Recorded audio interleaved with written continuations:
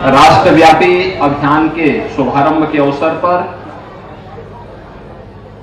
जो कुछ ही देर में आदरणीय प्रधानमंत्री जी के संबोधन के साथ पूरे देश के अंदर एक साथ प्रारंभ होने जा रहा है। आज यहां प्रदेश की राजधानी लखनऊ में आयोजित इस समारोह में प्रदेश सरकार के पूर्व उप मुख्यमंत्री और राज्यसभा के माननीय सांसद डॉक्टर दिनेश शर्मा जी, लखनऊ की महापौर श्रीमती सुषमा खड़गवाल जी, माननीय विधायक श्री नीरज वोरा जी, भारतीय जनता पार्टी महानगर के अध्यक्ष श्री आनंद द्विवेदी जी, प्रदेश के मुख्य सचिव श्री दुर्गा शंकर मिश्र जी,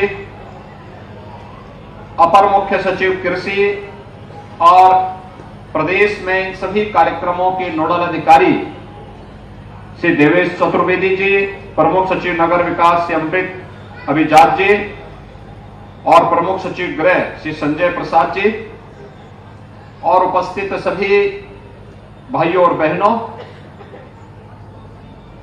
विकसित भारत हम सबके जीवन का संकल्प बने,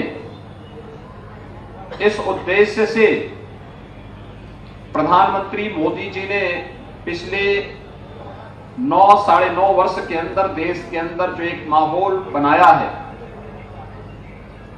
उससे जुड़ी हुई केंद्र और राज्य सरकार से जुड़ी हुई सभी योजनाएं उनमें सहायक बनी और बनने के साथ आज उनका एक भव्य स्वरूप हम सबको देखने को मिल रहा है। उस भव्य स्वरूप का दर्शन देश कर सके और उनके मन में भी इस बात का एहसास हो सके कि हां, आने वाले 25 वर्ष की कार्य योजना भारत को एक विकसित भारत के रूप में स्थापित करने की संकल्पना है और हम सब का भी उसमें योगदान होना है। इसी उद्देश्य से विकसित भारत संकल्प यात्रा कार्यक्रम का शुभारंभ 15 नवंबर को जनजातीय गौरव दिवस के अवसर पर प्रारंभ हुआ था और आज पूरे देश के अंदर प्रधानमंत्री जी स्वयं इससे जुड़े हुए कार्यक्रमों के साथ संवाद बनाने वाले हैं, उनका मार्गदर्शन प्राप्त होगा। इस अवसर पर उपस्थित आप सभी लाभार्थियों का और उपस्थित बंधुओं का, बहनों का मैं हृदय से अभिनंदन करता हूं, स्वागत करता हूं। हम सब जानते हैं हमारे यहां कोई भी अनुष्ठान होता है तो अनुष्ठान की शुरुआत ही स्वच्छता के बाद संकल्प के साथ होती है। एक संकल्प होता है, क्या हमारा संकल्प है, क्या हम किस कामना के साथ पूजा करते हैं, किस कामना के साथ हम कार्य करना चाहते हैं, वह एक संकल्प है। व्यक्तिगत जीवन के संकल्प के साथ राष्ट्रीय जीवन का भी हमारा संकल्प बनना चाहिए और वह संकल्प होना चाहिए हमारा देश विकसित भारत बने। विकसित भारत का मतलब जिसमें हर व्यक्ति के जीवन में खुशहाली आ सके, उसकी आय को कई गुना बढ़ाया जा सके, कहीं भी दुख और किसी भी प्रकार के अभाव की स्थिति न होने पाए, लोगों के जीवन में कहीं भी कोई समस्या न खड़ी होने पाए। और इसके लिए आपने देखा होगा किस तरीके से कार्यक्रम हुआ। भाइयों बहनों, यह देश कहने के लिए तो 1947 में आजाद हुआ, लेकिन 1947 के बाद भी तो देश के अंदर सरकारें थी और ये सरकारें लगातार काम किए होंगे, देश का पैसा भी खर्च किए होंगे, देश के बारे में सोची भी होंगी, लेकिन दुनिया में भारत की छवि कैसे बन गई थी, भारत के बारे में लोगों की धारणा क्या थी 2014 के पहले और 2014 के बाद, आज हम देख सकते हैं। दूसरा, ये जो योजनाएं हैं, इन योजनाओं का लाभ प्रधानमंत्री आवास योजना हो, स्वच्छ भारत मिशन में शौचालय उपलब्ध, हर गरीब परिवार के घर में शौचालय उपलब्ध कराने की योजना हो, जनधन अकाउंट की योजना हो, आयुष्मान भारत की योजना हो, पीएम स्वनिधि योजना हो, ग्रामीण क्षेत्र में पीएम स्वामित्व की योजना हो, मुख्यमंत्री आवास की योजना हो, हर गरीब के पास अपना राशन कार्ड हो, या फिर और भी तमाम अन्य योजनाएं जितनी भी हैं, योजनाएं पहले क्यों नहीं चली? देश तो वही है, आय के स्रोत भी वही है। ऐसा नहीं कि मोदी जी के आने के बाद कोई अलग से कुबेर का खजाना फूटा हो और मोदी जी ने वहां से लाकर बांटना शुरू कर दिया। नहीं, पहले गरीब, सामान्य नागरिक, किसान, महिलाएं, नौजवान इस सरकार के एजेंडे के हिस्से नहीं थे। चेहरा देखकर के योजनाओं का बंदर बांट होता था, गरीब ताकता रह जाता था।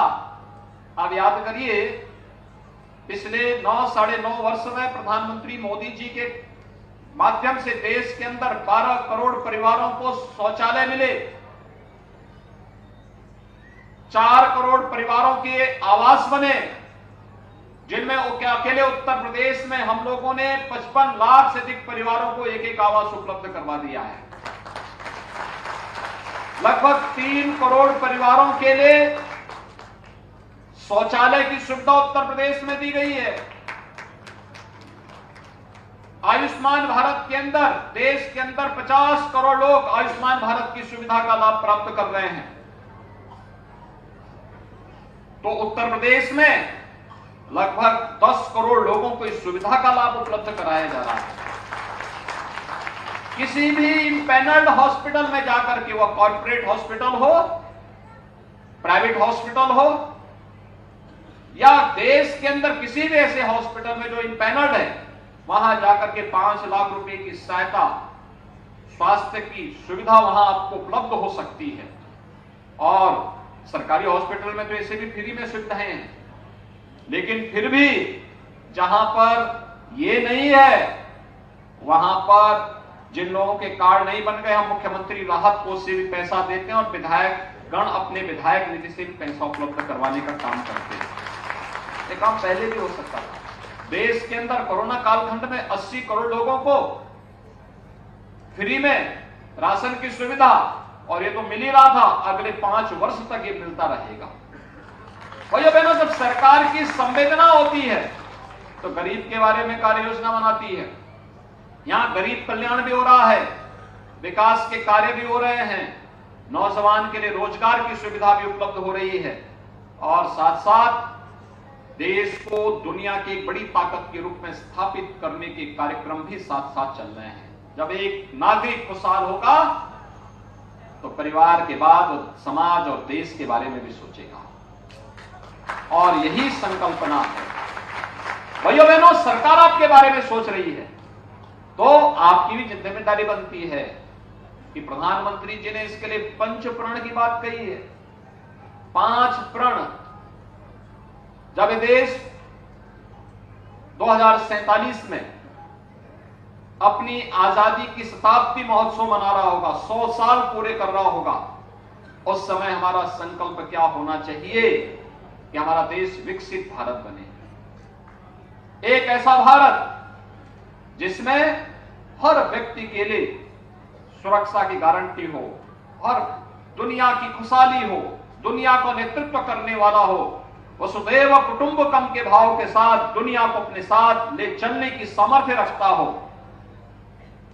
कोई अभाव में न हो, कहीं भी कोई भूखों न मरे, किसी के लिए राशन की सुविधा, कोई ठंड से न मरे, इसके लिए गरीबों के लिए कंबल की व्यवस्था, अच्छी शिक्षा मिले इसकी सुविधा, स्वास्थ्य की बेहतरीन सुविधा मिले इसके लिए आयुष्मान भारत की सुविधा,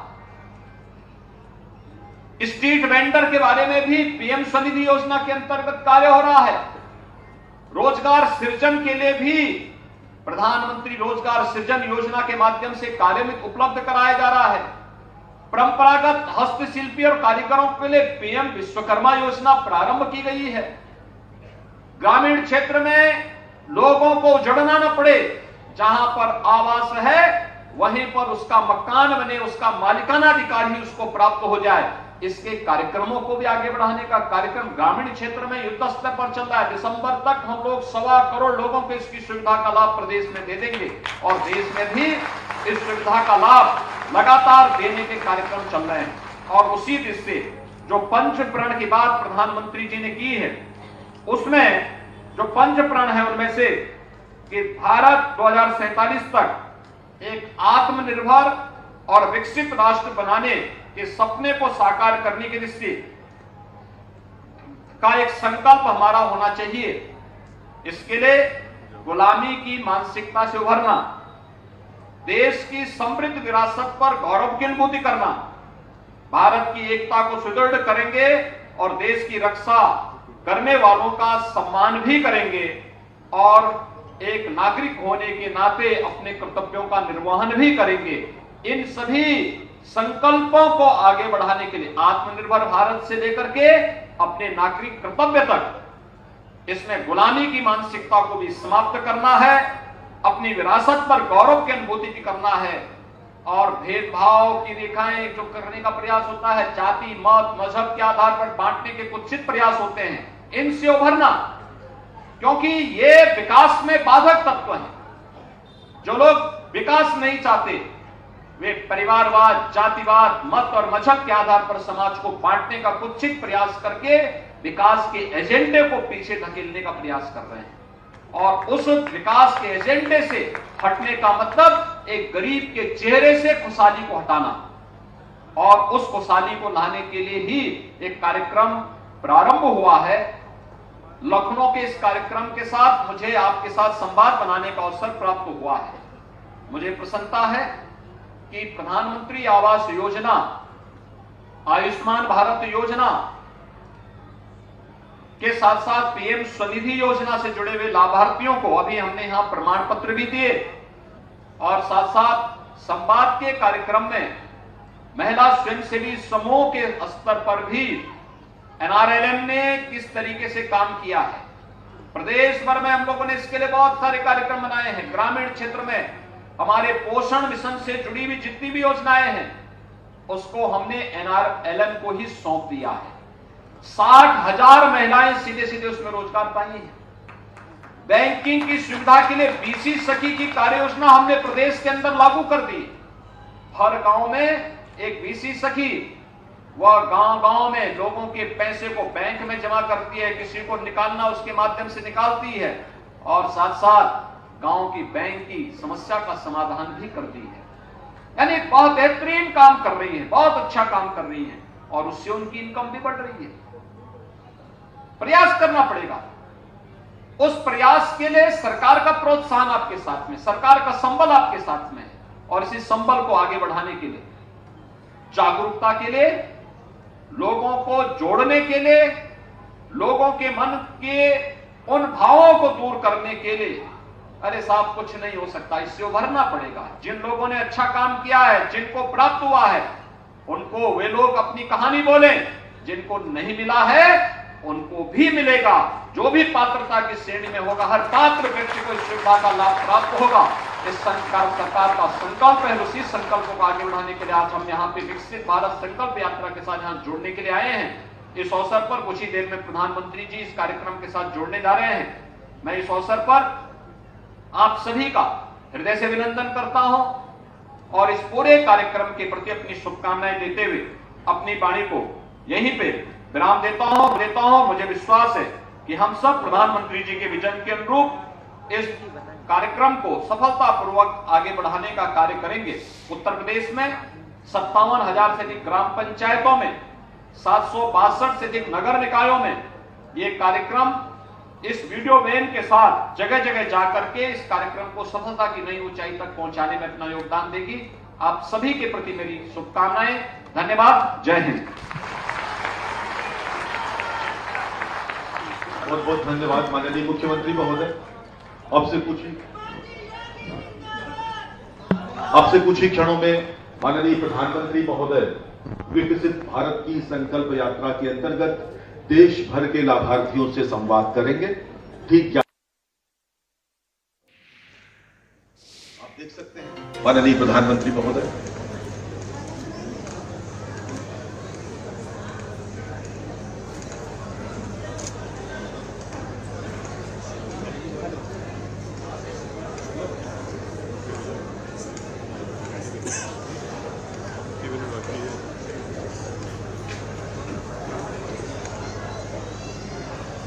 आज माननीय प्रधानमंत्री महोदय जन औषधि परियोजना के अंतर्गत देश भर में जन औषधि केंद्रों की संख्या को 10,000 से बढ़ाकर 25,000 तक करने की परियोजना के साथ।